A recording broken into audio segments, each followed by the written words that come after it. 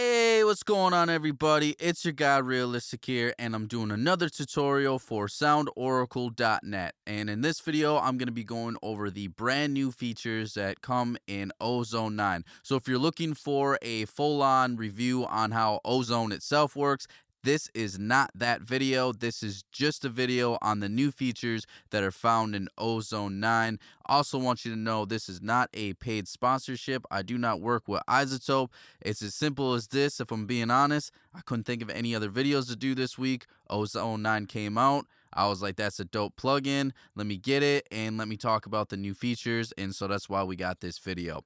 I want to throw this in real quick. If you are an owner of Ozone through Splice like I am, it's definitely worth doing the upgrade because Splice has a nice little thing going on right now where if you have Ozone 8 and you're still paying it off like I am, you can get Ozone 9 for free for 10 months while you're still paying off Ozone 8, and then all the money that you've paid towards Ozone 8 is going to go into Ozone 9. So it's definitely worth the upgrade when you get it. Anyways, let's dive in and go through the new features of what we got going on here. So when we open this up, I want to talk about the new modules here. We have something called low end focus, which I think is really cool. And so let's just dive in and start going into what this does. So this is a really cool feature right here. At first I wasn't sold on it, but then I actually mastered a track with it yesterday and I was like, all right, cool, this is actually pretty dope. And basically what it does, it helps muddy or blurry low end just kind of smooth out and stuff like that. And we got two functions here.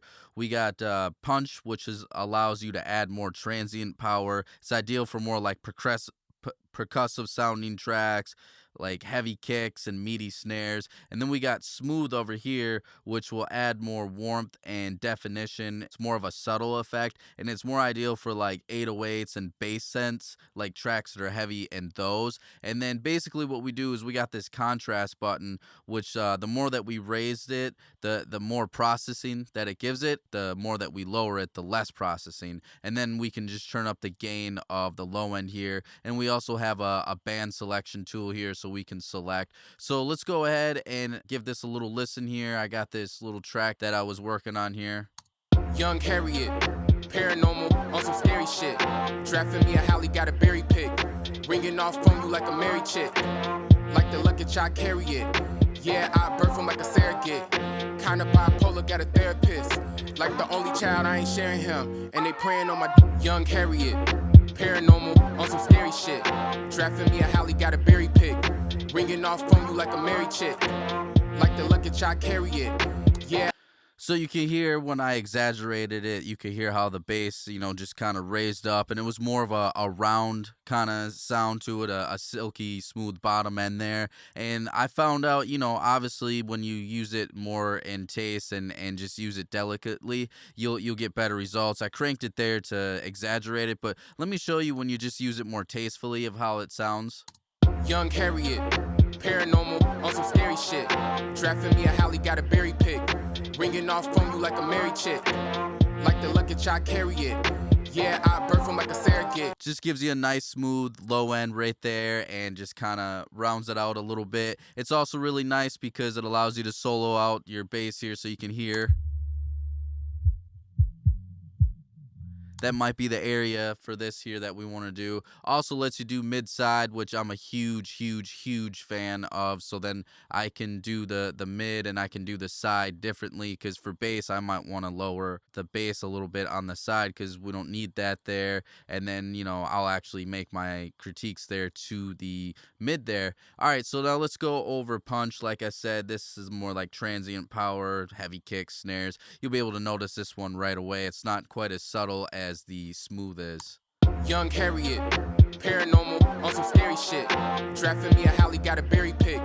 Ringing off on you like a married chick. Like the luggage I carry it. Yeah, I birth him like a surrogate. Kinda bipolar, got a therapist. Like the only child, I ain't sharing him. And they praying on my young Harriet. Paranormal on some scary shit. Drafting me a Hallie, got a berry pick.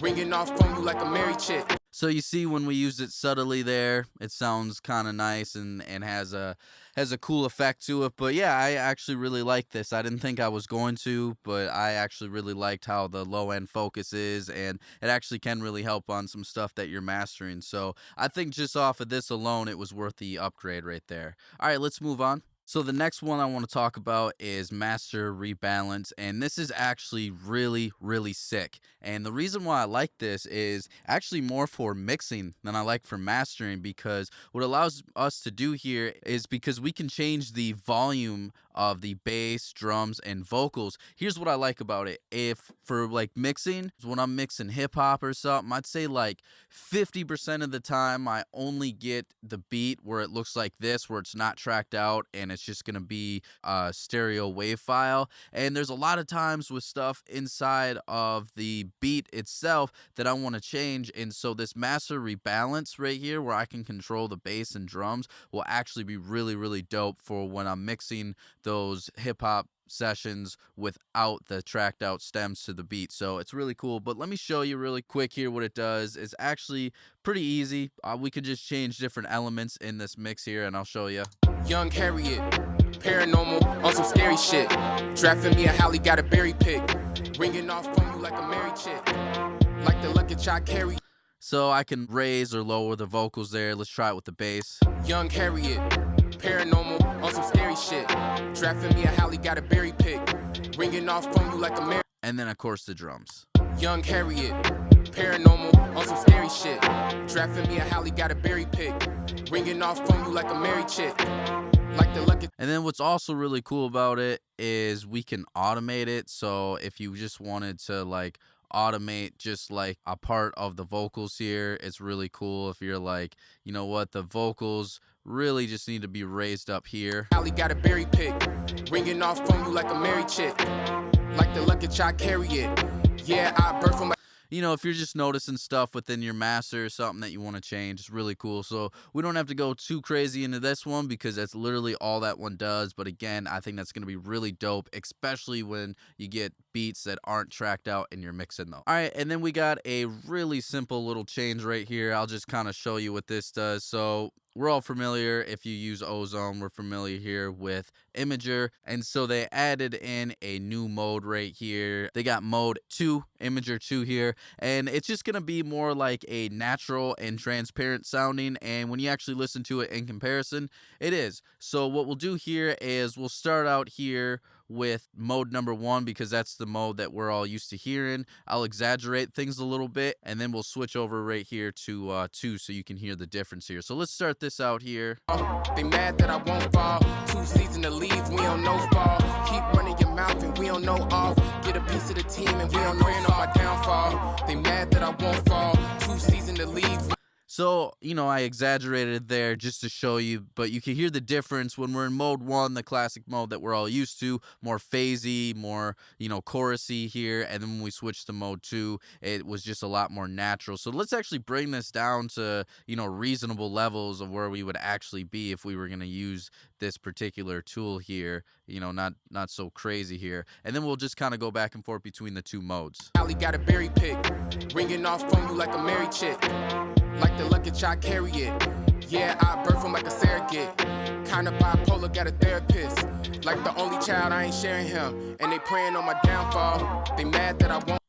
So right there, you can see and hear the difference right there. Just got a little bit more natural sound. And that's all they really updated. All right, so next let's talk about our tonal balance right here. I got this loaded up here. So they updated tonal balance. We got tonal balance 2 now. And basically what tonal balance does, it doesn't actually affect when you make adjustments in here. It doesn't actually affect the sound of it. It just shows you what you can do, and then you can go back and make adjustments here. And then it talks to different instances of iZotope plugins. So here I got Ozone open up and allows me to do that. So what's new in this is it's really just simple. It's just new presets, and they targeted it to genres. So we got like bass heavy, EDM, we got hip hop, and then it just tells you what they believe a hip hop record should look or sound like. The main new thing in tonal balance is it's genre specific now, so we got that going on. All right, so last thing we're going to do is we're going to go through the changes that they added to Master Assistant. If you are an Ozone user, then you probably are already familiar with Master Assistant. It's basically a cheat code and it does all the work for you. I still suggest if you use it that you do make adjustments because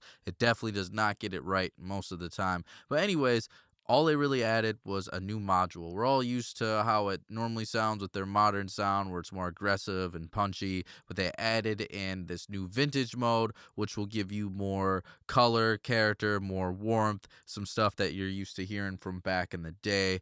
And then we're used to everything else here, but I'll just run through it in case you haven't used Mastering Assistant. We have manual and reference. Reference, if you got like a song that you downloaded, like let's say you want this to be as loud as the Post Malone record, then you'll be able to just throw in the Post Malone record in there, and then it will try to match that. And then we got our intensity, basically how loud it's going to be. We got our low, which is going to be our lowest in volume, which is -14 LUFS, and medium is -12, and then we got high at -11 LUFS. You can also hover over each one of these if you ever want to see. And we got our destination of where it's going to go, streaming or CD. And what this does is it's going to lower the output ceiling of your master, so it just gives you a little headroom and wiggle room, basically a safety net so you don't clip. Streaming is going to be a little bit lower at -1 dB, and CD is going to be a little bit higher at -0.3 dB, just because streaming standards, they want to bring things down just a little bit lower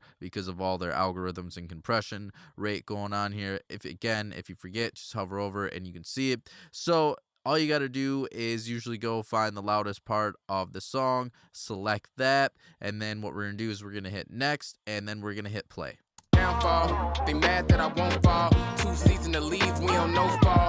Keep running your mouth and we don't know off. Get a piece of the team and we don't know fall. My downfall, they mad that I won't fall. 2 seasons to leave, we don't know fall. You keep running your mouth and we don't know off. Get a piece of the team and we don't know fall. Downfall, they mad that I won't fall. 2 seasons to leave, we don't know fall. Keep running your mouth and we don't know off. Get a piece of the team and we don't know fall. My downfall, they mad that I won't fall. 2 seasons to leave, we don't know fall. You keep running your mouth and we don't know off. Get a piece of the team and we don't know fall. Downfall. So these are all of the things that Ozone thinks that we should do, and you can make changes and you can add new modules in there if you want. Like for instance, I might add in the low end focus in there just to kind of smooth some things out a little bit if I wanted to. But you basically can see it's not really too much. It just kind of boosted a tiny little bit up here, just gave me a little bit more low end because Ozone thought that I didn't have enough down in this lower sub area. You can see what it did with the EQ here. It really just did a little boost at 30. So for the most part, it really didn't make any changes to my EQing because I mixed this record and Ozone thought, hey, he did a pretty good job, which I probably did.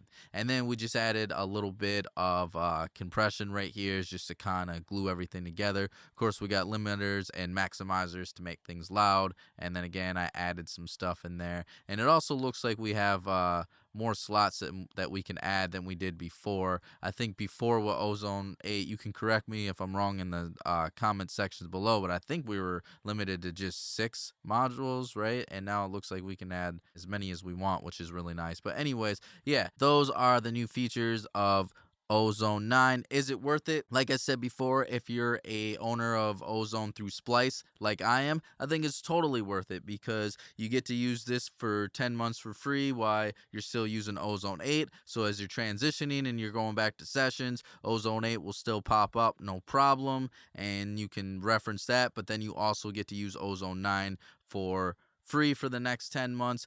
And also, when you're done with your Ozone 8, all the money that you spent on Ozone 8 will transfer over to Ozone 9. So I think it's a win situation all across the board if you bought this through Splice and doing rent to own. If you bought it and just upright without splice and you're looking, is it worth it for the upgrade? It depends. If you do a lot of mixing where you get beats that are not tracked out, I think it's totally worth it because that master rebalance could actually be really, really useful. And also, if you mix and master a lot of things with a heavy low end, I think the low end focus is worth it. The rest of it, if you don't need master rebalance or low end focus, then no, I definitely suggest that you save your money, wait for Ozone 10 and see what they got going on. But if those are two things that you do a lot, then I think it's totally worth the upgrade.